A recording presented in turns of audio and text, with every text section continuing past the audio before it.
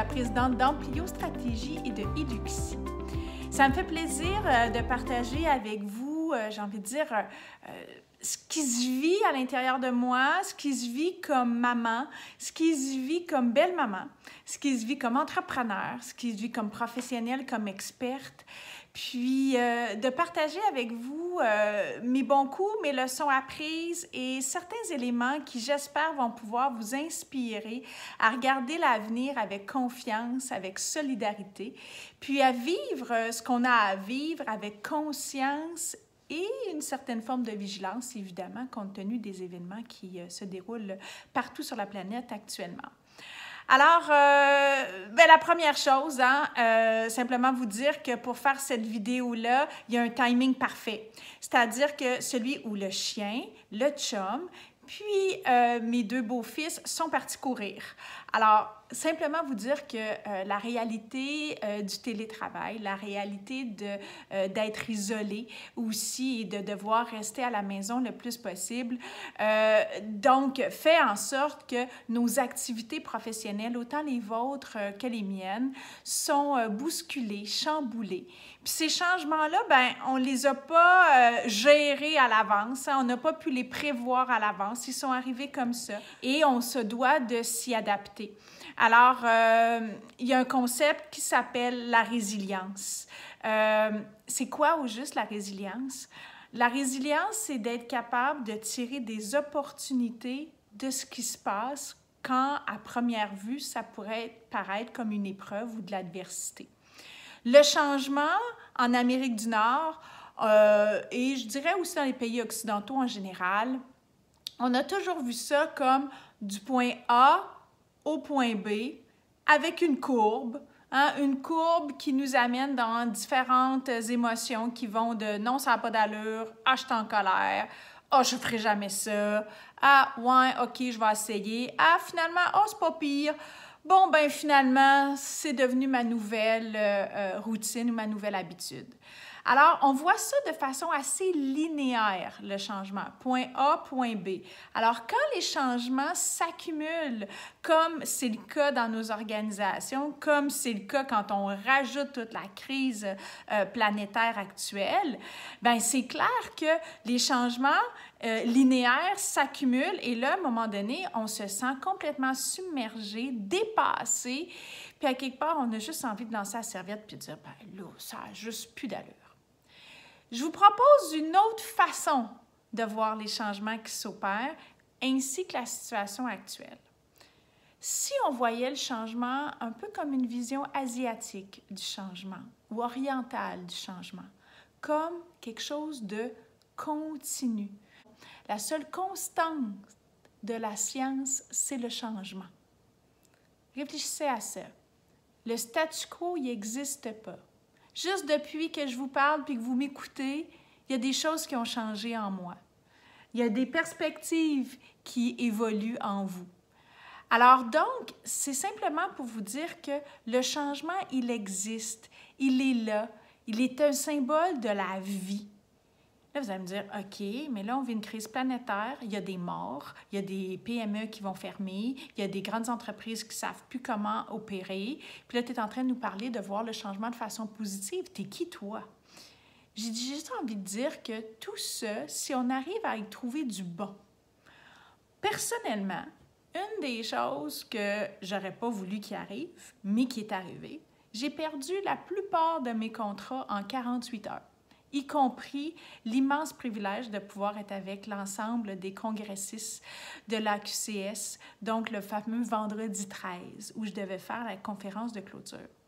Ça ne me fait pas plaisir, sachez-le. Autant, évidemment, personnellement, parce que j'adore partager, mais que financièrement, parce qu'à la tête d'une PME, ça a nécessairement impliqué, dans les dernières semaines, des mises à pied, des décisions difficiles, des conversations difficiles. Par contre, j'ai du temps. J'ai plus de temps pour prendre du recul. Je roulais à 100 000 à l'heure, probablement comme plusieurs d'entre vous.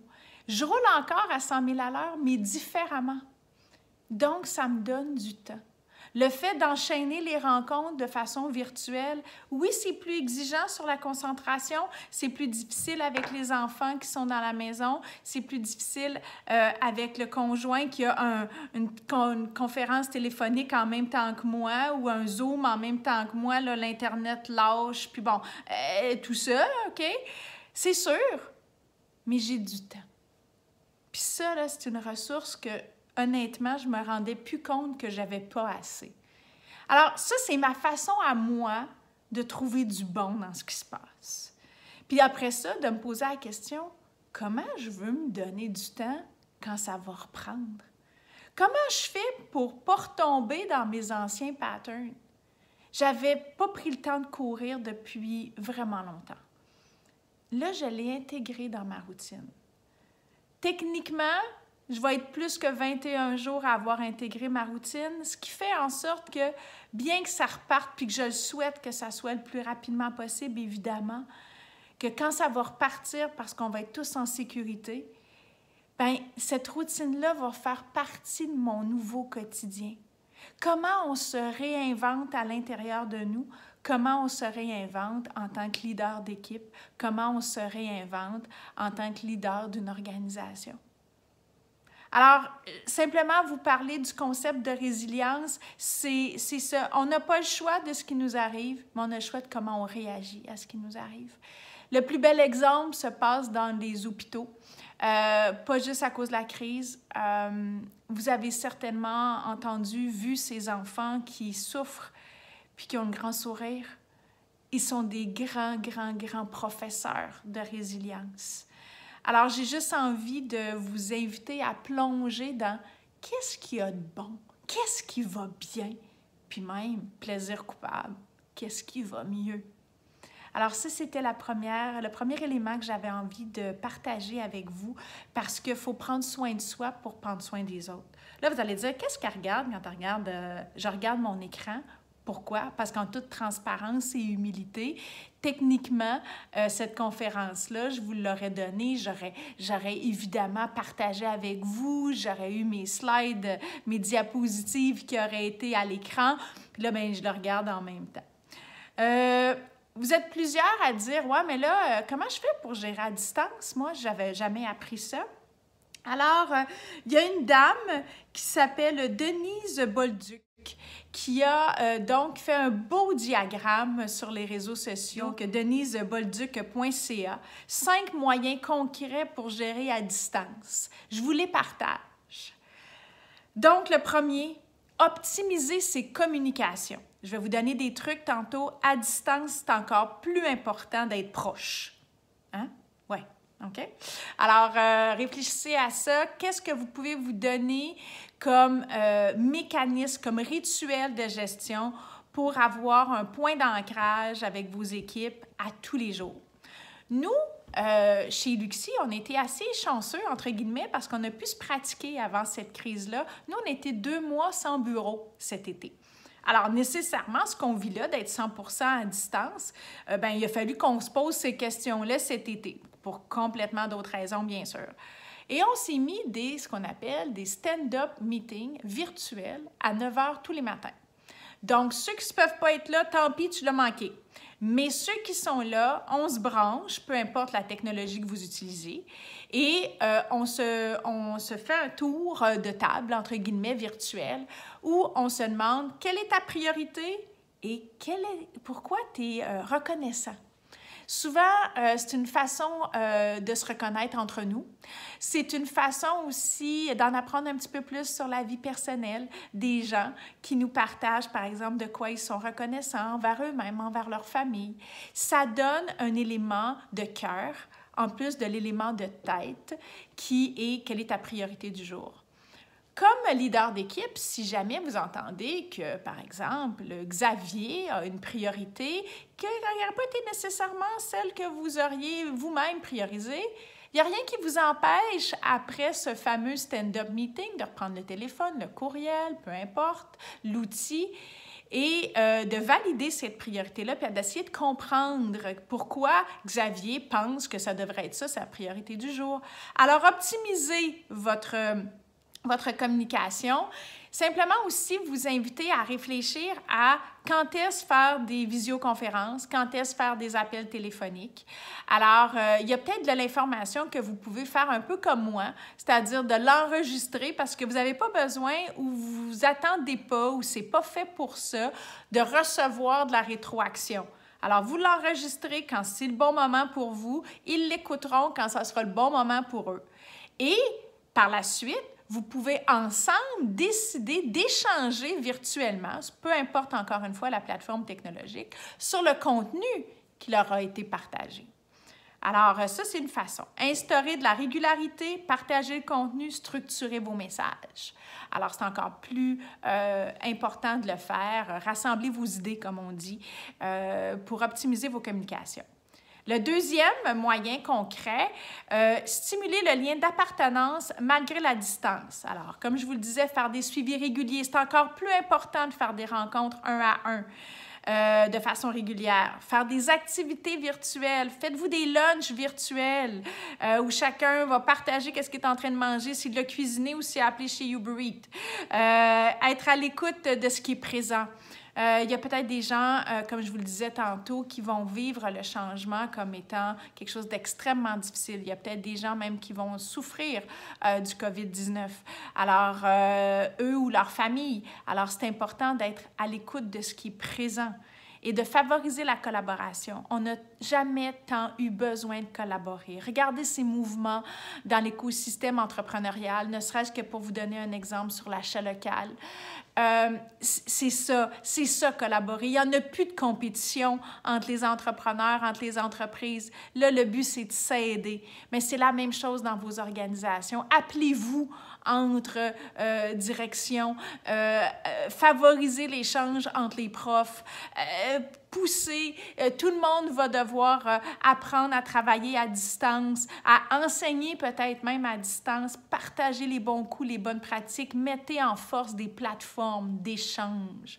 Les êtres humains sont des bubites à monde, puis là, actuellement, ben, même les plus introvertis d'entre nous peuvent certainement dire « ben j'ai un peu hâte de voir du monde pour vrai, là. » Alors, ça serait normal. Laissez une place au pouvoir d'agir. Faites-leur confiance. Et là, vous allez me dire, ouais, mais je ne peux pas y faire confiance, c'est pas dans la culture de l'organisation, on a un historique ensemble. Profitez-en, vous avez du temps, réglez-les. Réglez ce qui est latent. On n'a plus le temps pour ça, pour perdre de l'énergie à faire ça. Profitez du reset de la planète pour faire un reset dans vos relations professionnelles et personnelles. Favorisez la responsabilisation. C'est vrai à la maison. C'est le temps qu'ils apprennent à faire leur déjeuner puis leur lunch. Même si au départ, c'est sûr que ça se peut que la sandwich ne soit pas aussi bien faite que si vous l'aviez fait vous-même. Lâchez prise, ils vont apprendre. Alors, faites des horaires si c'est des enfants qui ont besoin d'horaires. Planifiez votre horaire en fonction des leurs. Essayez de leur dire qu'entre telle heure et telle heure, la Xbox, ça se pourrait que ça ne soit pas permis. Pourquoi? Parce que maman a un appel puis que l'Internet, il faut qu'il tienne. Mais qu'après, maman n'a pas d'appel, donc ça va être le bon moment pour la Xbox. Peut-être que vous avez aussi des enfants qui n'aiment pas les horaires. Bien, à ce moment-là, essayez de faire en sorte de pouvoir respecter qui ils sont, tout en respectant qui vous êtes. Partagez le leadership. Ça, nous, on l'a fait chez Luxi. Ça a été, j'ai envie de dire, très payant humainement et bien sûr professionnellement. Dès le début de la crise, on les a mis à profit. Il va falloir trouver des solutions. Alors, ce qu'ils ont fait, c'est que rapidement, ils sont arrivés avec des solutions pour réinventer modèle d'affaires, réinventer nos façons de faire, arriver avec des nouveaux produits mieux adaptés. Malheureusement, là, on les a mis en mise à pied temporaire. Puis, savez-vous quoi? Quand on leur a dit qu'on le faisait pour les protéger, pour garantir leurs revenus, ils nous ont dit merci. C'est fou, hein? Mais c'est ça que ça fait, le leadership partagé, ça crée un engagement. Fixer des objectifs et des attentes claires. Plus que jamais, là, comme on n'est pas capable de se parler 12 fois par jour peut-être pour X, Y, Z raison, arrangez-vous pour avoir des messages clairs. A, B, C. S'il y a lieu, diffusez vos attentes, assurez-vous de faire un suivi en fin de journée, revoir les attentes si c'était réaliste ou irréaliste, vous mettre des indicateurs de qualité, de quantité, suivre les enjeux. C'est comme ça que vous allez responsabiliser vos gens. Si vous leur donnez une mission, un objectif, vous leur faites confiance sur le comment, c'est parce que vous allez leur avoir donné un quoi qui était clair. Alors, créer un sentiment de proximité avec chaque personne, laisser de la place aux questions. Très souvent, à distance, on livre du contenu, puis on ne prend pas le temps de regarder ce qu'il y a dans le clavardage, ce qu'il y a nécessairement aussi qui peut émerger comme question.